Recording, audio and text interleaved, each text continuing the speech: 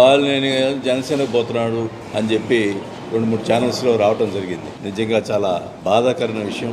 నేను ఊసర వెళ్ళి రాజకీయాలు చేయను. అంటే ఏ పార్టీ వస్తే ఆ పార్టీకి పార్టీ మారటం, కష్ట నష్టాల్లో లాభాల్లో అన్నింటిలో కూడా ఇప్పుడు పార్టీ ఉన్నా లేకపోయినా నేను జగన్మోహన్ రెడ్డి గారితో ఉంటాను తప్ప వేరే పార్టీకి పోయే ప్రసక్తి లేదని కూడా తెలియజేసుకుంటా ఉన్నా.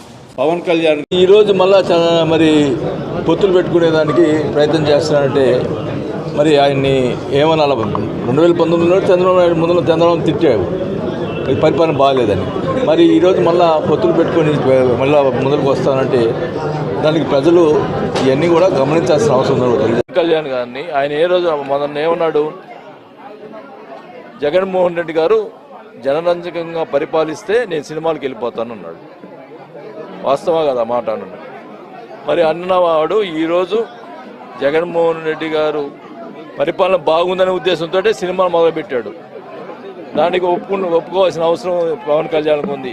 ఆ రోజు నువ్వు సినిమాలకి నేను వెళ్తాను, జగన్మోహన్ రెడ్డి గారు పరిపాలన బాగుంటే అన్నాడు. మరి ఇప్పుడు సినిమాకి ఎందుకు వెళ్ళాడు? స్టార్ట్ చేస్తున్నాడు సినిమా. ఎందుకు స్టార్ట్ చేస్తున్నాడు? పరిపాలన బాగుందనే కదా. మళ్ళీ ఎందుకు మళ్ళీ డ్రామాలు? ఈ చంద్రబాబు నాయుడు స్క్రిప్ట్. జగన్మోహన్ రెడ్డి గారు మరి ఆయన నాయకత్వంలో ప్రజలందరూ కూడా సంతోషంగా ఉన్నారు. ఎవరు ఎన్ని పొత్తులు పెట్టుకున్నా ఆఖరికి టీడీపీ, జనసేన, మరి బీజేపీ ఎన్ని పొత్తులు, కమ్యూనిస్టులు అన్ని పొత్తులు పెట్టుకున్నా కూడా జగన్మోహన్ రెడ్డి గారు ఒక పక్క ఉంటే చాలు. మాకు దాదాపు 55% ఓట్స్ ఉన్నాయి.